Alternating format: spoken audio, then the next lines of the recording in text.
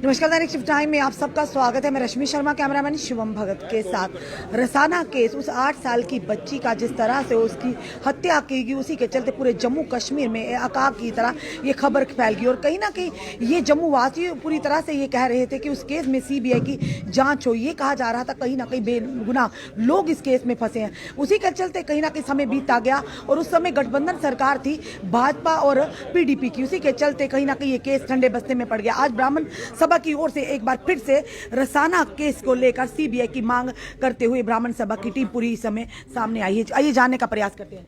जी अतुल जी, क्या कहना चाहेंगे? फिर से एक बार रसाना केस के लिए आप सीबीआई की मांग कर रहे हैं, क्या कहेंगे? आज तक हमारी हमेशा यही डिमांड रही है पूरे जम्मू संभाग के लोगों की, नेशनलिस्ट लोगों की, हम लोग जम्मू के डोगरे लोगों की, सबकी यही डिमांड रही है कि सीबीआई इंक्वायरी इस मामले में क्यों नहीं हो रही है। अगर कोई भी किसी एक्टर के बेटे से थोड़ा सा ड्रग्स भी मिल जाता है, उस पर भी सीबीआई एनआईए बड़ी बड़ी देश की एजेंसियां बैठ जाती हैं और विद इन डेज बैठती हैं, हफ्ते के अंदर बैठती हैं। तो क्या इस मामले को हिंदुओं की आस्था के साथ जो खिलवाड़ किया गया है, क्या इसके ऊपर सीबीआई की इंक्वायरी नहीं होनी चाहिए? सीबीआई की इंक्वायरी का भी हम क्यों डिमांड करते हैं, इस पे भी मैं आपको बताता हूं। जैसे सांजी राम जैसे और बाकी जो बाबा जी के चेले थे, जो वहां हमारा रसाना में देवस्थान है कालीवीर जी का, वहां पे जो सेवादार थे, उन सबको एक षड्यंत्र के तहत जो है उनको अनकॉन्स्टिट्यूशनली अरेस्ट किया गया है। 65 साल के बाबा कालीवीर जी के चेले के साथ आप ऐसा कर रहे हो, आपको कभी आपकी आत्मा को शांति नहीं मिलेगी। जो लोग, मैं महबूबा मुफ्ती को बोलूंगा, कभी तेरे को तेरी आत्मा को शांति नहीं मिलेगी। तूने जम्मू के, ये जो बाबा कालीवीर जी हैं पूरे जम्मू के कुल देवता हैं, जब आप ऐसे पवित्र स्थान के ऊपर सवालिया चिन्ह उठाओगे या ऐसे उनको साजिश के तहत इनको फंसाने की कोशिश करोगे, आपका राजपाट सब तहस नहस हो जाएगा। और वो हुआ भी है। आज कौन पूछता है महबूबा मुफ्ती को? पर वो बच्ची भी तो जम्मू की थी। बिल्कुल, वो हमारी अपनी बेटी है। और दूसरी चीज, जो उसके असली गुनाहगार हैं वो आज भी घूम रहे हैं, वो आज भी खुले घूम रहे हैं। वो तो मैं बड़े दिल से धन्यवाद करता हूं मीडिया बंधुओं का, जिन्होंने वो उत्तर प्रदेश से उसकी एटीएम की एक वो क्लिप निकाल दी कि जिसमें एक लड़का, जिसको उन्होंने बताया था कि ये वहां पे उसी घटना स्थल पे जहां पे वो क्राइम हुआ है उस घटना स्थल पे था, इनकी रिपोर्ट में वो था। पर जब मीडिया बंधुओं ने उसको रिवील किया, वो उत्तर प्रदेश में एक एटीएम में से पैसे निकाल रहा था। तो इनकी तो पूरी जो रिपोर्ट है वही गलत है। तो कहीं ना कहीं रसाना केस तो ठंडे बस्ते में पड़ा था। आज काफी देर के बाद आपने इस बात को, मसले को उठाया कि सीबीआई की जांच होना बहुत ही जरूरी है। बिल्कुल, इसको 2.5 साल से, जब कोरोना काल में भी गया, सारे लोग इस मसले को इन्होंने ठंडे बस्ते में डाल दिया था। पर आज हम लोग उस 65 वर्षीय जो बाबा जी के चले, क्या हम आज पूरे जम्मू वाले उनकी आवाज नहीं बन सकते हैं? आज हमारा समय, आज हम लोगों को एकत्रित होने का समय है कि ऐसे लोगों को, ऐसे जो बेचारे चंडीगढ़ पता नहीं किस जेल में बेचारे वो अब उनको वहां पे रखा गया और किस तरीके में रखा गया, क्या उनको इंसाफ के लिए हमारा जम्मू खड़ा नहीं होगा?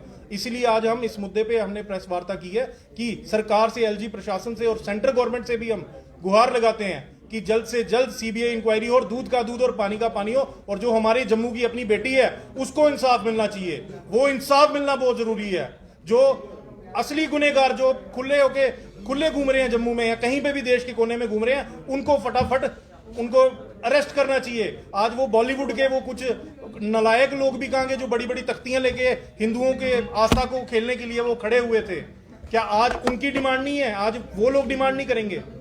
ये सिर्फ एक तरफा सेकुलरिज्म है। ये जम्मू के लोग, ये भारत के लोग अब बर्दाश्त नहीं करेंगे। अतुल जी, क्या लगता है उस समय रसाना जब हत्याकांड हुआ था, पूरा जम्मू उमड़ पड़ा था सीबीआई की मांग को लेकर, इवन के बार एसोसिएशन ने भी बड़ा कड़ा संघर्ष किया था।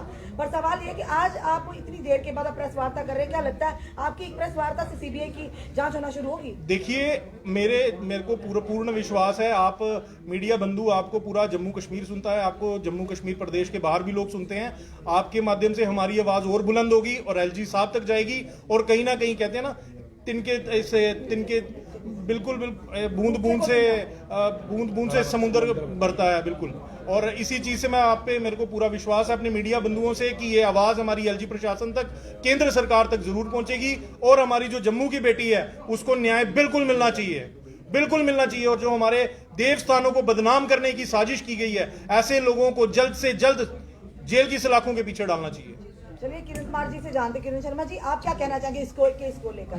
क्या लगता है कि सीबीआई की जांच होगी? जिस तरह से आज आपको काफी देर के बाद पहली बार शायद ब्राह्मण सभा ने इसके खिलाफ आवाज उठाई कि सीबीआई की जांच होना जरूरी है। बिल्कुल, देखिए ऐसा है कि जब जम्मू, जिसे हम मंदिरों का शहर कहते हैं, और जम्मू के लोग जिस हर कन्या को एक कंजक के रूप में पूजते हैं, और जिस देवस्थान को इसमें यूज किया गया, अगर आप देखें तो वो देवता ऐसे हैं कि जिनके स्थान पे आप अगर खड़े हों तो कोई विचार भी गलत आ जाए तो आत्मा कांप उठती है।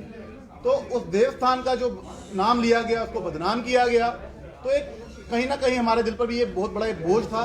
और इसी को लेकर जैसे आपने बताया कि बहुत सारी संस्थाओं ने जम्मू में उस वक्त आवाज़ बुलंद करी थी, लेकिन उस वक्त सरकारें गिर गई, लेकिन कोशिश यही रही कि सीबीआई इंक्वायरी ना हो, क्योंकि उसमें पर्दाफाश हो जाता।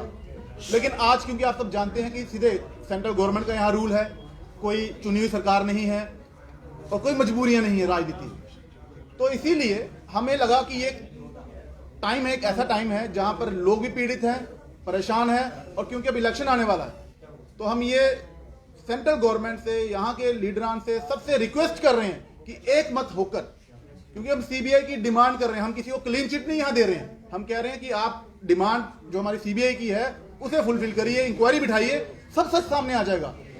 गुनहगार कोई भी हो वो जेल के पीछे होना चाहिए, लेकिन शर्त यह है कि एक फेयर इंक्वायरी होनी चाहिए। तो हमें लगता है कि प्रधानमंत्री मोदी जी तक अगर ये बात आपके माध्यम से पहुंचेगी तो जरूर वो इस पर संज्ञान लेंगे और सीबीआई जांच होके रहेगी।